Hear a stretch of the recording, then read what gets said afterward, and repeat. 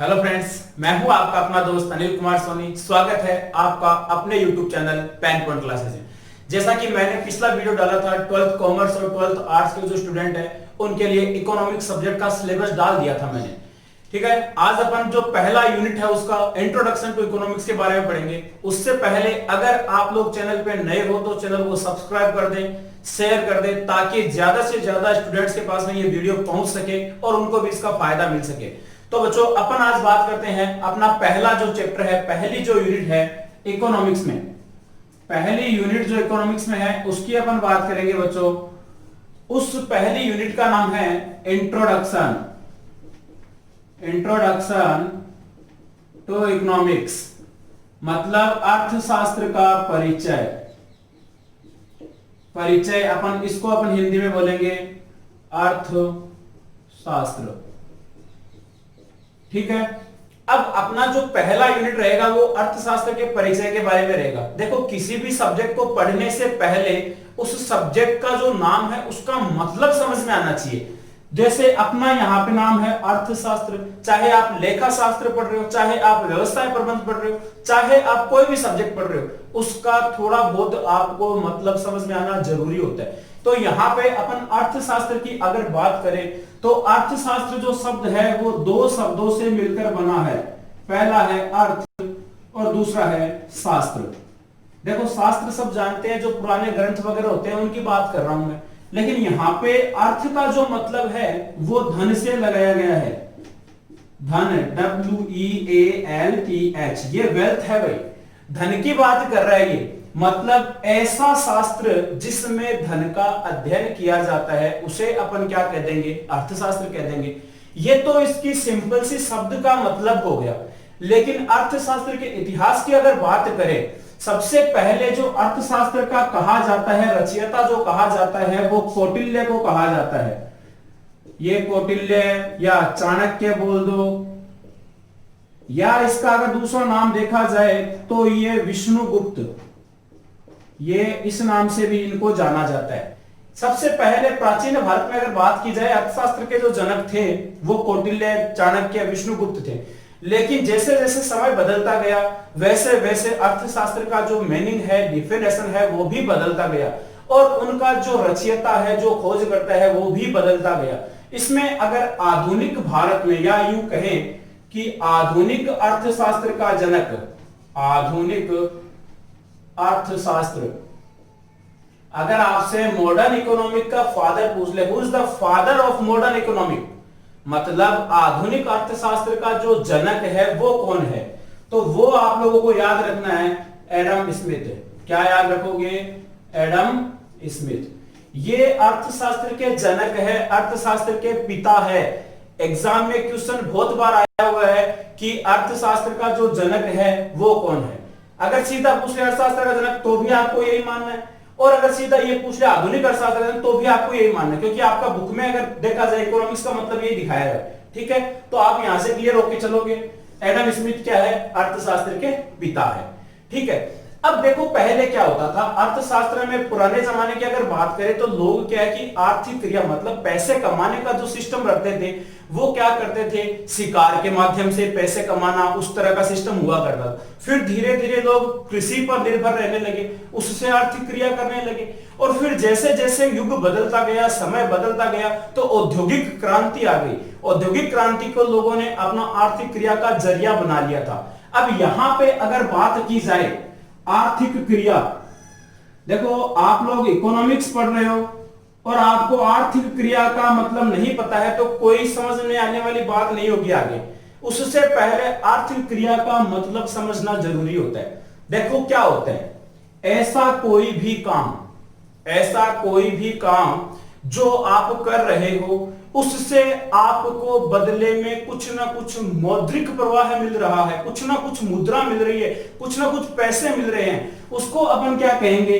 आर्थिक क्रिया कहेंगे। ऐसा कोई भी शारीरिक या मानसिक कार्य जिसके बदले में अगर आपको कोई भी प्रकार की मुद्रा मिल रही है तो अपन उसको क्या कह देंगे? आर्थिक क्रिया कह देंगे। ठीक है, जैसे बात करें, एक अध्यापक किसी विद्यालय में जाके पढ़ा रहा है, आर्थिक क्रिया कर रहा है। एक श्रमिक कहीं पे अपना श्रम कर रहा है, आर्थिक क्रिया कहेंगे।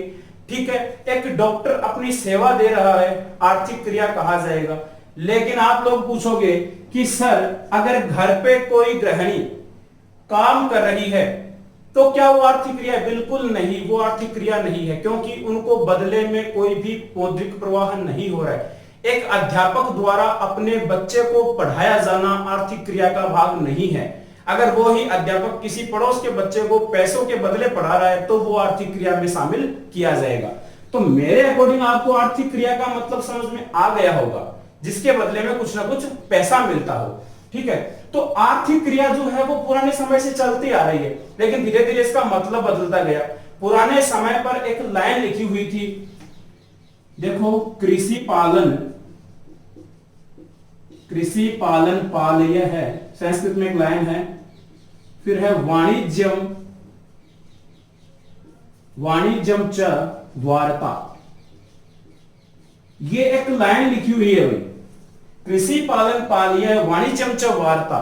यहां पे जो वार्ता शब्द ना, ये आर्थिक क्रिया के लिए ही लगाया गया है। पुराने समय में जो संस्कृत में लिखा गया था वो वार्ता शब्द वो किसके लिए था? आर्थिक क्रिया के लिए लिखा गया। आपकी बुक में लाइन लिखी हुई है, आराम से आप देख सकते हो। तो आर्थिक क्रिया या वार्ता, क्वेश्चन आया हुआ है कि वार्ता शब्द का अभिप्राय है, तो वहां पे आपको ऑप्शन में आर्थिक क्रिया मिलेगा, व्यापार मिलेगा, ऐसा कुछ बहुत सा ऑप्शन मिलेगा।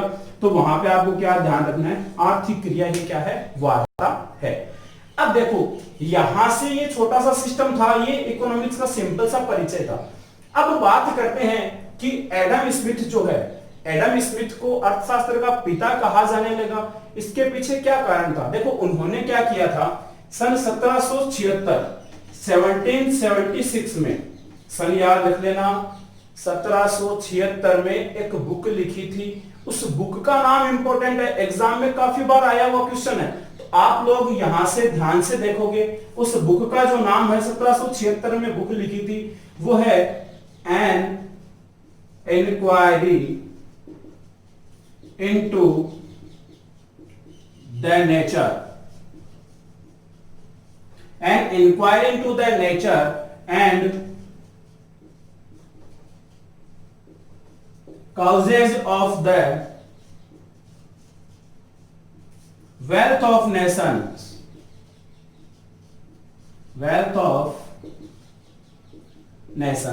ये आपको नाम याद करना है भाई। An inquiry into the nature and causes of the wealth of nations, ये किसने लिखी थी? एडम स्मिथ ने लिखी थी।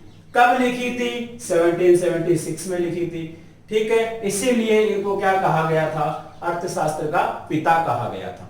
यहां तक आप लोगों को समझ में आ रही होगी मेरी बात। ठीक है, क्वेश्चन बहुत बार आया हुआ है, या तो बुक का नाम देके पूछ लिया जाएगा कि ये जो बुक है किसके द्वारा लिखी गई है, या पूछ लिया जाएगा कि ये जो बुक है वो कब लिखी गई थी, या सीधा प्रश्न पूछ सकता है कि एडम स्मिथ द्वारा रचित पुस्तक का नाम लिखिए। तो आपको एडम स्मिथ की पुस्तक का नाम याद रखना है, an inquiry into the nature and causes of the wealth of nations. ठीक है, 1776 में ये लिखी हुई है, कोई दिक्कत नहीं है। हाँ जी, मैं यहां से इसको हटा देता हूं। अगर आप लोग पेन कॉपी साथ में लेके बैठे हो तो लिख सकते हो, या फिर इसका स्क्रीनशॉट ले सकते हो। ठीक है, मैं इसको इरेज कर रहा हूं यहां से। आगे अपन देखते हैं कि एडम स्मिथ ने ऐसी पुस्तक लिख दी, उनको पिता का दर्जा दे दिया गया। लेकिन क्या ये जो बात है कहां तक सही रही भाई? क्या सभी अर्थशास्त्रियों ने इस बात को मान लिया था? जी नहीं, अर्थशास्त्रियों ने इस बात को नहीं माना था। अर्थशास्त्रियों में से एक अर्थशास्त्री आया, उसका नाम था मार्शल। प्रोफेसर मार्शल ने कहा कि आप जो बात कहोगे मैं उसका विरोध करूंगा। मतलब एडम स्मिथ ने यह कहा था कि अर्थशास्त्र जो है वो धन का विज्ञान है। ठीक है, लेकिन मार्शल ने कहा कि नहीं, धन का विज्ञान नहीं है, वो तो एक आर्थिक कल्याण का विषय है। किसका है? आर्थिक कल्याण का। ये लो भाई, इकोनॉमिक वेलफेयर, इकोनॉमिक वेलफेयर की बात कर रहा है, ये आर्थिक कल्याण की बात कर रहा है। कौन कर रहा है? Professor martial. क्वेश्चन आया हुआ है कि प्रोफेसर मार्शल द्वारा दी गई जो परिभाषा है वो किससे संबंधित है? वो आर्थिक कल्याण से संबंधित है। एडम स्मिथ द्वारा दी गई परिभाषा किसके द्वारा संबंधित थी? वो थी धन से संबंधित। लेकिन उसी के बीच में एक अर्थशास्त्री और आया जिन्होंने कहा कि आप दोनों ही गलत हो।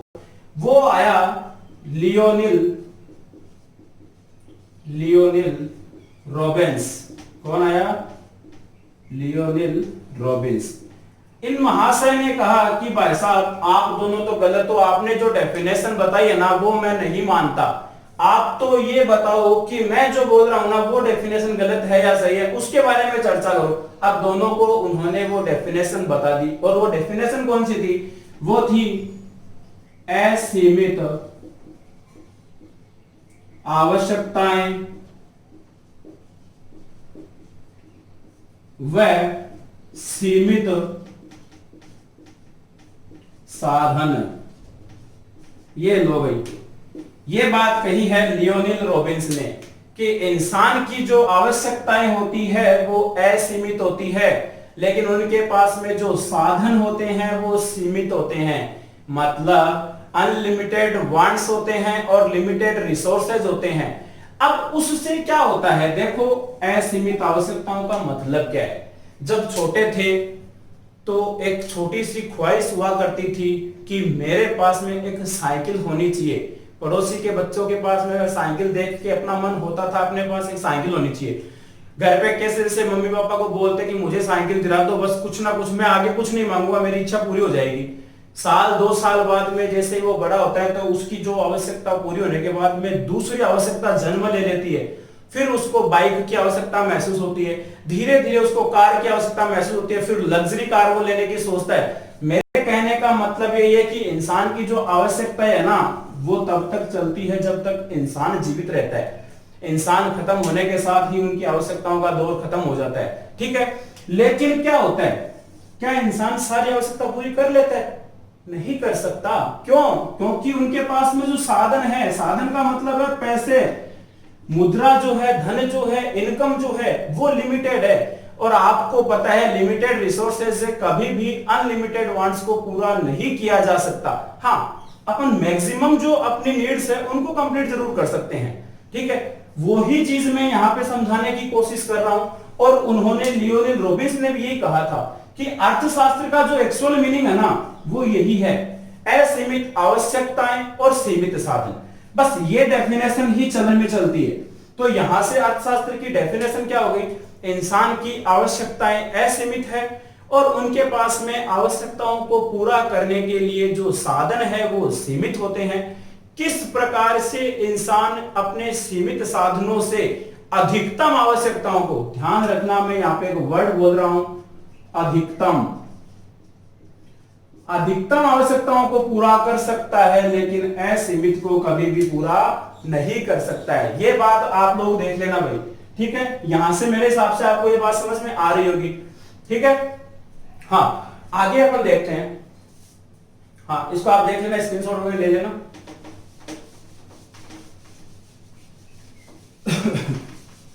अब अपन देखते हैं कि अर्थशास्त्र में ऐसा क्या है, कितने ऐसे भाग हैं, कितना इसका डिवाइडेशन किया हुआ है, उसकी अपन यहां पे चर्चा करेंगे।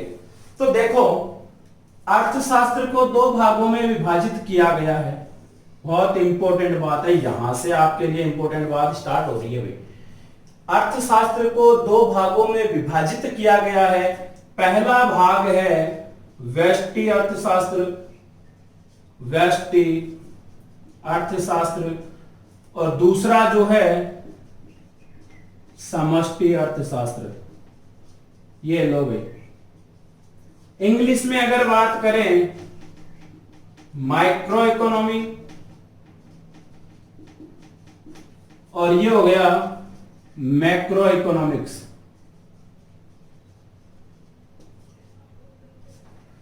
ठीक है। अब देखो भाई, यहां से इंपॉर्टेंट क्वेश्चन क्या बनता है? ये तो है कि अर्थशास्त्र 2 भाग है, व्यष्टि समष्टि सब जानते हैं, लेकिन इंपॉर्टेंट क्वेश्चन ये है कि ये जो 2 भाग है उन 2 भाग को बताने वाला जो अर्थशास्त्री था वो कौन था? सबसे पहले माइक्रो और मैक्रो जो शब्द है उसका यूज करने वाला जो बंदा था वो था रेगनर फ्रिस। क्या नाम है? Ragnar Frisch. ये एक ऐसा अर्थशास्त्री था जिसने कहा था कि अर्थशास्त्र के जो है 2 भाग है, पहला माइक्रो और दूसरा मैक्रो। कब उसने डिवाइड किया था? 1933 में। 1933 में उन्होंने कहा कि अर्थशास्त्र के दो भाग है। ठीक है, यहां से अपन को ये चीज याद रखनी है भाई, यहां से क्वेश्चन एग्जाम में आता है। ठीक है, रेगनर फ्रिश नाम याद रखना है। अर्थशास्त्र को दो भागों में विभाजित किया, मतलब माइक्रो और मैक्रो जो शब्द ना उनका यूज करने वाला जो था पहली बार, वो कौन था? रेगनर फ्रिश।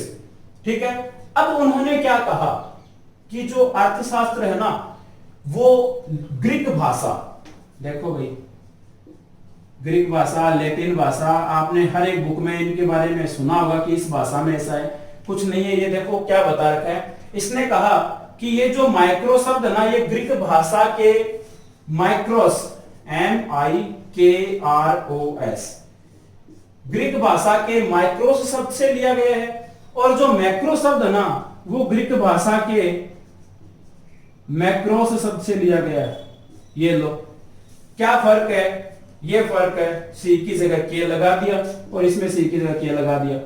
ये ग्रीक भाषा बता दी इन्होंने। ठीक है, ज्यादा कोई फर्क लंबी चौड़ी बात नहीं है, आराम से समझ में आने वाली बात है। बस याद रखना है ग्रीक भाषा के कौन से शब्द से मिलकर बना है ये, और इधर माइक्रो और मैक्रो, ये दोनों आप लोगों को याद रखना है। किसने कहा? रेगनर फ्रिश ने कहा। ठीक है, अब आप लोग ये पूछोगे कि सर यहां तक तो सारी बात समझ में आ गई, व्यष्टि और समष्टि का मतलब, लेकिन आपने ये तो नहीं बताया कि व्यष्टि अर्थशास्त्र क्या होती है, समष्टि अर्थशास्त्र क्या होती है। देखो ये बात भी अपन कर लेते हैं। व्यष्टि अर्थशास्त्र वह अर्थशास्त्र है, बहुत ध्यान से सुनना, व्यष्टि अर्थशास्त्र वह अर्थशास्त्र है जिसमें अर्थशास्त्र के सूक्ष्म भाग का अध्ययन किया जाता है, छोटे भाग का अध्ययन किया जाता है, संकुचित भाग का अध्ययन किया जाता है, उसे अपन क्या कहते हैं? व्यष्टि अर्थशास्त्र। मतलब सूक्ष्म भाग का अध्ययन किया जाता है, माइक्रो भाग का अध्ययन किया जाता है। ठीक है, तो फिर समष्टि का मतलब क्या हो गया? ऐसा भाग जिसमें अर्थशास्त्र के संपूर्ण भाग का क्या किया जाएगा? अध्ययन किया जाएगा। मतलब संपूर्ण जो स्टडी की जाएगी वो किस में की जाएगी? समष्टि अर्थशास्त्र में की जाएगी। यहां से एक बात और आती है, व्यष्टि अर्थशास्त्र में व्यक्तिगत इकाइयों का अध्ययन किया जाता है। व्यक्तिगत का मतलब है इंडिविजुअल यूनिट्स का जो स्टडी की जाती है वो किस में की जाती है? माइक्रो इकोनॉमी में की जाती है, क्योंकि छोटा है, इंडिविजुअल छोटा होता है, और संपूर्ण जो होता है वो विस्तृत भाग होता है। ठीक है, जैसे अगर मैं बात करूं, अब माइक्रो में जो अध्ययन किया जाता है वो कौन कौन सी ऐसी चीजें हैं, कौन कौन से ऐसे टॉपिक है जो माइक्रो इकोनॉमी के अंतर्गत आते हैं। ठीक है, वो देखो यहाँ पे सबसे पहली जो बात है, यहाँ पे सबसे पहले माइक्रो इकोनॉमी में कौन सा आएगा? वो आएगा उत्पादन। क्या आएगा? उत्पादन, जिसे क्या बोलेंगे? प्रोडक्शन। ठीक है, उत्पादन के बाद में आएगा वितरण, डिस्ट्रीब्यूशन, उसके बाद में आएगा उपभोग, कंजप्शन। ठीक है, और फिर अपन यहां पे बात कर देंगे आर्थिक कल्याण, आर्थिक कल्याण, इकोनॉमिक वेलफेयर, इकोनॉमिक वेलफेयर। ठीक है, ये अपन इसके अध्ययन के क्षेत्र की बात करते हैं। मतलब व्यष्टि अर्थशास्त्र के अंतर्गत आप लोग इन बातों का अध्ययन करोगे। और भी अगर व्यष्टि अर्थशास्त्र के अंदर पूछा जाए तो मांग व पूर्ति का अध्ययन भी इसी के अंतर्गत किया जाता है, बाजार का अध्ययन जो है वो भी इसके अंतर्गत किया जाता है, वो अपन आगे चर्चा कर लेंगे। ठीक है, तो फिर है समष्टि के अंतर्गत क्या क्या अध्ययन किया जाता है।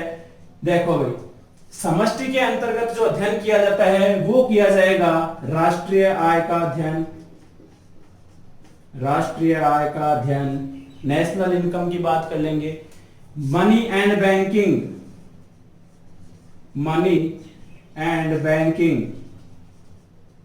मतलब मुद्रा और बैंक का जो अध्ययन है वो इसमें किया जाएगा, रोजगार का सिद्धांत,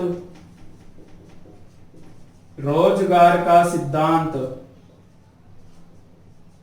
उसका अध्ययन इसमें किया जाएगा। तो ये जितनी भी चीजें है ना वो सारी अपन ने देख ली कि व्यष्टि अर्थशास्त्र के अंतर्गत क्या क्या अध्ययन किया जाएगा, समष्टि अर्थशास्त्र के अंतर्गत क्या क्या अध्ययन किया जाएगा।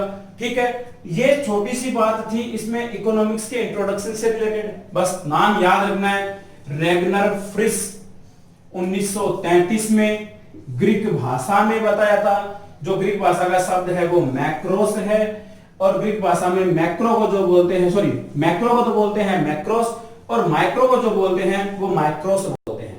ठीक है, ये आप लोगों का था इकोनॉमिक्स का पार्ट है। मतलब इकोनॉमिक्स को दो भागों में डिवाइड किया गया है, पहला व्यष्टि और दूसरा समष्टि।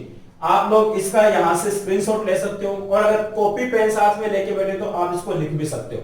मैं यहां से इसको इरेज कर देता हूं, ठीक है। हाँ, यहां से ये होने के बाद में अपन नेक्स्ट बात करते हैं इसमें